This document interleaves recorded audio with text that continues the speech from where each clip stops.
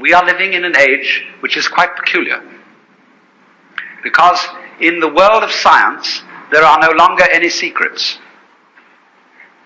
because the method of science requires that all scientists be in communication with each other, and therefore that every scientist, as soon as he has discovered something or got a good idea, he rushes into print.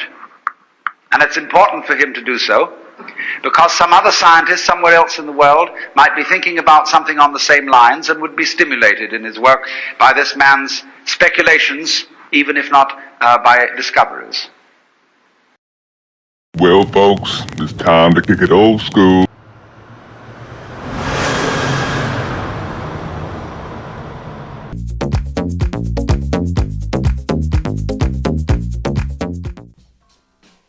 Steve Jobs was born in 1955 in San Francisco, California, where he was raised by his parents who adopted him at birth.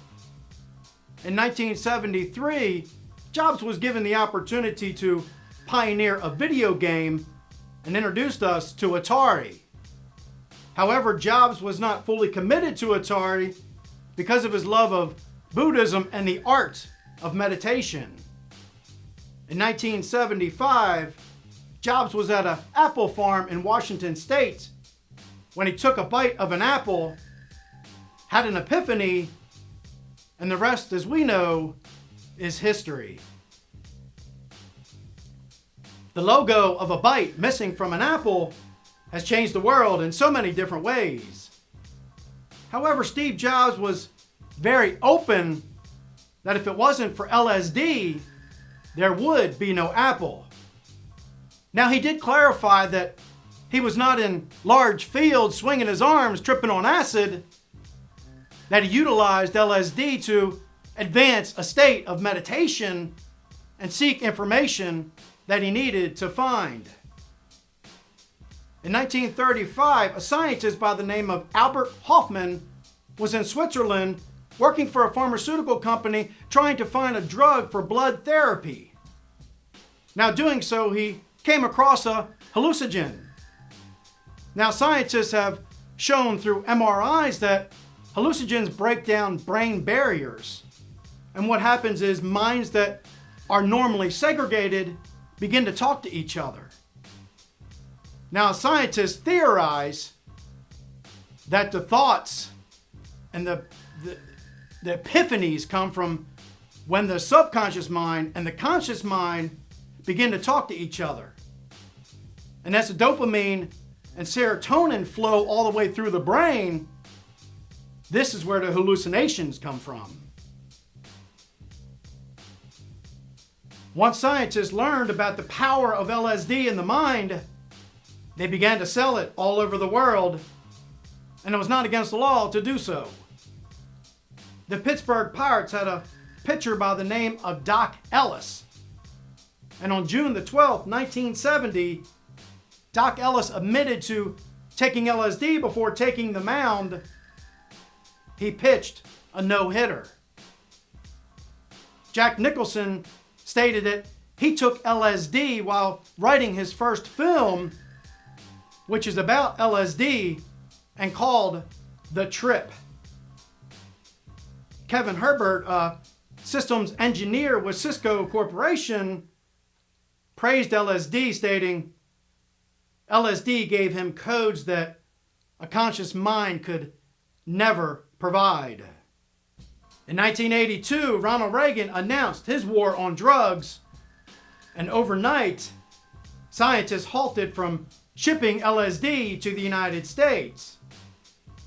However, street chemists began setting up shops all over the country and selling LSD laced with all sorts of opinions on how the drug should be made. Now, this message is not about condoning LSD. It's actually quite the opposite with the modern day dangers of LSD. However, this message does condone the correlation between LSD and meditation. Now, meditation is sort of weird and uncomfortable, especially for dudes. But here's something to try. Commit. Fully commit to 10 minutes every day.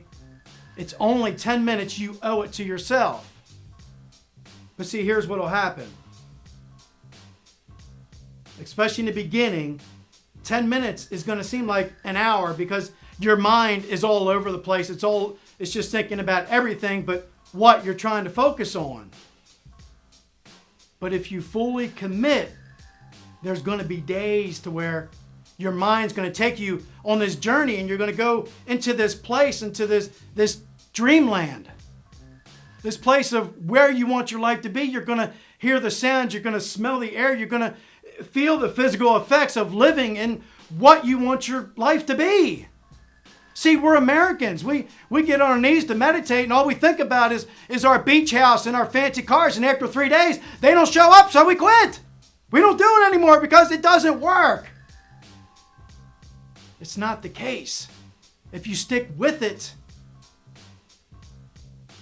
it will train the mind. And the mind is very smart. Once the mind begins to see your journey, it will make it a reality.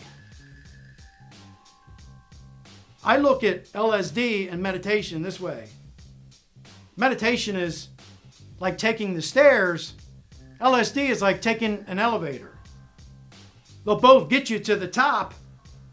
Now the elevator, you might be able to get some codes or throw a ball that a batter can't hit. But you got to come back down. See, when you're at the top of the stairs, you can stay and you can continue to learn and thrive and live a life of what you want it to be. It's right there. Think about it. See you next Monday.